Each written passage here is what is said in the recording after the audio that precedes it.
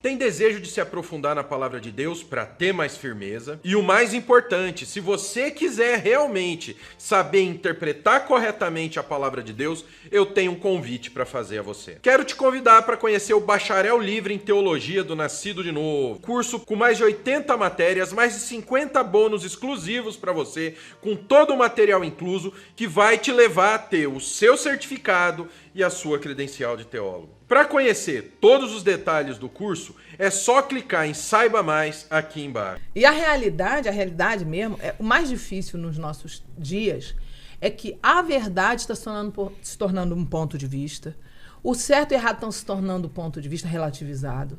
Nós vamos caminhar cada vez mais para isso. Por isso o amor é mais difícil cada vez mais, porque vai crescer. Por exemplo, essa situação toda, essa doença que o mundo enfrentou, matou uma parte muito gigante de uma geração que ainda tinha muitos valores.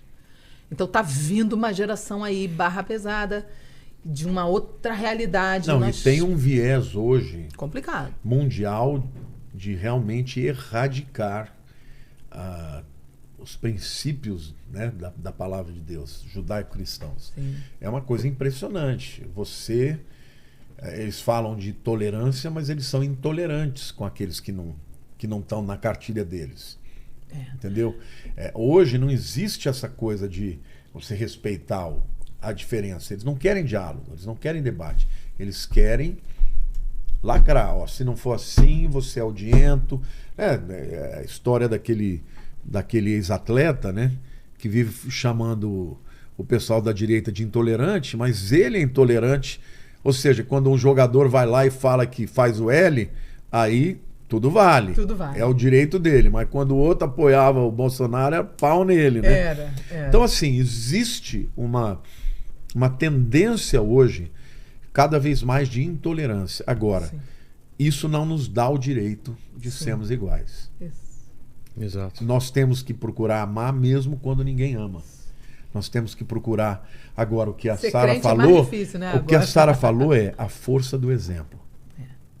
É a força do exemplo. Mais do que um discurso, tem que ser a nossa vida. Eu me lembro uma vez que um homem que foi meu pastor falou assim para mim: você sabe por que sua família ainda não se converteu? Eu falei: por quê? Ele falou: porque o que você faz fala mais alto do que o que você fala. E aí, depois disso, eu fui um por um dos meus parentes, na época, e fui pedindo perdão para um por um. Mesmo sem saber o que eu estava pedindo perdão, eu fui pedindo. E hoje a sua mãe se converteu, sua minha irmã mãe também? é convertida. Aí, depois disso, minha irmã se converteu. No dia que eu pedi perdão para minha irmã, ela foi comigo na igreja. E aí começou um processo muito lindo na vida dela. Hoje ela é uma pastora, a Nana Chara, pastora Nana Chara. Ela mora com o marido também, que é pastor nos Estados Unidos, são pastores, uma bênção. E naquele dia ela foi para a igreja comigo, naquele dia. Mas assim, não é fácil, porque cada vez vai ficar mais desafiador viver numa dimensão como a gente está, com tantos desafios, que a humanidade está ficando difícil. O mundo está ficando chato, está ficando difícil de viver. As coisas não estão tão simples como eram. A gente antes achava difícil, agora está um pouco mais, né? E no meio disso tudo, né, dizem, né, não é todo mundo que acredita, eu acredito muito, não em teoria da conspiração, mas em conspiração mesmo. Não em teoria, mas em conspiração. Mas tem mesmo. Mesmo. E dizem, né, muito sobre as questões dessas agendas de acontecimentos e tal. Eu acredito 100% nisso. E eu acho que a gente está vendo isso acontecer diante dos nossos olhos. Está acontecendo hoje. Só hoje eu vi umas 2 notícias, e uma delas no Brasil, de que foi proibido falar Natal, foi proibido não sei o que lá, foi proibido oração do Pai Nosso. Eu vi hoje uma notícia no Brasil. Foi proibido numa cidade do interior de não sei aonde, oração do Pai Nosso. Ah, mas eu tô pronto para essas coisas. Eu também tô pronta para essas coisas. Mas chegar, essa proibir geração, de orar, eu vou orar. Isso aí. E essa geração de hoje é uma geração que a gente precisa muito pregar o evangelho, pregar o amor, pregar a verdade, pregar a santidade, porque é uma geração que, infelizmente, está muito acostumada com um evangelho muito diluído. Nós precisamos muito falar sem ser aquela rotulação do certo e errado, da regrinha. A gente tem que ter uma atitude mais entendeu? proativa em relação à próxima geração. Por exemplo, o jovem, quando vai para a universidade, ele chega na universidade despreparado para enfrentar o viés ideológico Sim. progressista. Sim. Então, a igreja ela tem a obrigação de preparar o jovem para isso. Para que ele seja a luz do mundo e sal da terra. Para que ele testemunhe. Porque o jovem idealista que quer Todo jovem idealista, todo jovem quer transformar o mundo. Só que chega lá, ele encontra um discurso de professores como se a nossa visão cristã fosse uma visão retrógrada, odienta. Então a gente tem que preparar. Bitolada, né? Preparar o jovem para testemunhar sobre Cristo, porque esse é o maior instrumento para trazer outros jovens. Sim. Quando você tem jovens assim, as igrejas se enchem. E o que eu achei interessante, teve um momento que você falou algo que eu acho que vale a pena comentar isso, que é o que acontece. Você falou mais de uma vez sobre isso, você também falou, sobre, poxa, a importância de a gente viver um evangelho que não é um evangelho só de regrinha, de acusação, de julgamento alheio, né? Porque isso, muitas vezes, é uma religiosidade que não é um cristianismo verdadeiro, né? Então, isso é muito verdadeiro. A gente realmente... Eu tive muita bênção, muita sorte de Deus, porque eu fui criada numa família sem repressão. Então, quando eu peguei a Bíblia para ler, eu li a Bíblia sem repressão. Eu entendi coisas que muitas pessoas que foram criadas num lugar mais reprimido não entendiam. Eu falava, você não vê? Olha, porque eu não tinha uma pré-formatação de repressão na minha vida.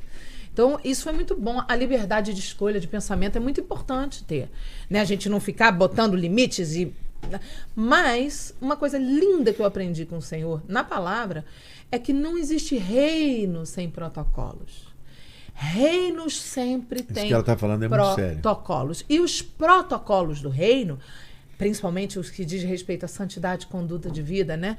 Na 1 Tessalonicenses, capítulo 4, quando ele falou, eu peço a vocês que vocês saibam como proceder, a forma de proceder, de se comportar. A Bíblia fala a forma como se comportar, como agir, como viver, como Mas temos que viver. E esses protocolos bíblicos... Vale? Isso é para quem já se converteu. Verdade. Você não pode exigir isso de uma pessoa que ainda não se entregou a Cristo. Perfeito. O problema é que muitas vezes a igreja tenta impor esse protocolo para quem não é do reino. E mais, às vezes a igreja nunca entra no protocolo. Por quê? Porque as pessoas misturam os assuntos. É um dos grandes problemas. Uma das coisas que eu mais amo de congregar com você, pastor, na sua igreja, ser sua ovelha lá, é porque você é um homem culto, você se esforça e ama estudar. É uma característica sua, né? Você já contou que você dorme às vezes pouco e ama ler e estudar.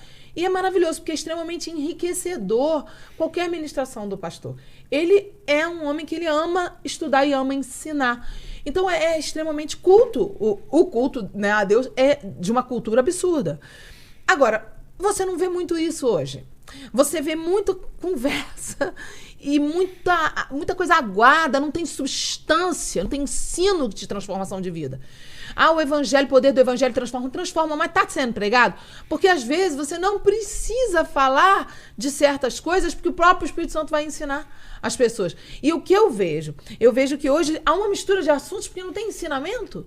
Uma mistura de assuntos, tipo, quando a gente começa a falar dos protocolos, muitas e muitas vezes a gente é confundido com pessoas que estão querendo impor regras e sermos religiosos. Por exemplo, a santidade é comumente chamada de religiosidade por muitas pessoas. Mas aí são pessoas que já não desviou, consideram a Bíblia como desviou, a palavra de Deus. exatamente. Porque a Bíblia diz seguir a paz com todos e a santificação sem a qual ninguém verá o Senhor. Exatamente. Quer dizer, eu creio que a coisa mais importante também, né? Aí... Se andarmos na luz, 1 João 7 também, se andarmos na luz, luz é santificação.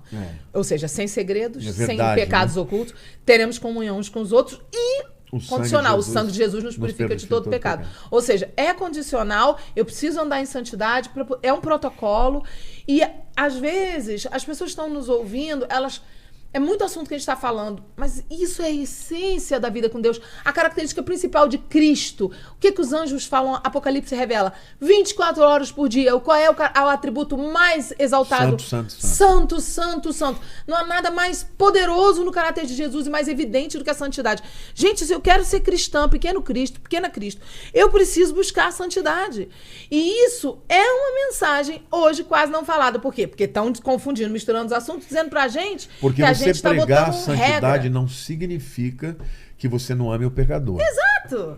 Significa que nem você ensina aquilo que a Bíblia diz que tem que ser, porque a santidade, na verdade, te protege. Exato. Te protege dos ataques do maligno. É a única coisa. Quanto mais perto de Deus você fica, menos tentado você é. Eu te pergunto, qual é mais provável você ter uma tentação? Você que é um ex-drogado, dentro de uma igreja ou indo lá na Cracolândia? Na Cracolândia, a chance de você cair é muito grande. Exato. E ser tentado não significa ir em pecado. Até Então Jesus você foi se tentado. afastar de lá. Mas ficar dando mole Por pra exemplo, tentação, eu não. tenho uma ovelha que ele usou muito crack, muitos anos. E ele, quando se converteu, ele falou que a única maneira dele ser liberto, ele ia na igreja de segunda a segunda. Onde tinha uma vigília, onde tinha uma oração, ele ia. Eu vivi isso. E ele falou o seguinte, ele falou, eu tô há 20 anos sem pôr nada de droga na boca. Ele falou, mas eu não vou evangelizar drogado nenhum na Por Cracolândia. favor, exato. Eu não era falou, droga pra meu mim, vício. Eu nunca, Era relacionamento, eu eu tô há nunca usei droga, eu não sei nem o gosto. É isso aí. Então, pra mim, faz diferença nenhuma. É. Mas pro cara que tem os flashbacks, que Isso. lembra de tudo que ele viveu, Isso aí. ele falou, eu não posso. E minha porque droga eu era posso cair. relacionamento. Eu tô há quase 23 anos em abstinência total, sem cair, radical. Mas por quê? Eu não evangelizo o Thor, o gatinho Porque ali. foi radical, Não sou né? sem noção. Vou evangelizar o irmão bonitão. Não vou. Entendeu? Hello? Então, são coisas... É exatamente isso que você falou. Cada um sabe onde o seu Não dá calo... mole, né? E cada um sabe onde o seu calo aperta. Porque não é igual para todo mundo. Aonde uma fraqueza de um é, do outro não é. Só que a gente tem que lembrar disso. Porque hoje está sendo pregado um evangelho diluído. Um E evangelho a santidade de porta não larga. pode isso, não pode aquilo. É, A santidade é ao Senhor. Isso aí. A santidade exatamente Aqui não é na regrinha. coroa do sumo É mais sacerdote estava Kodesh le Yahweh. Santidade ao Senhor. Significa o quê? Eu me santifico para ficar mais perto de Deus.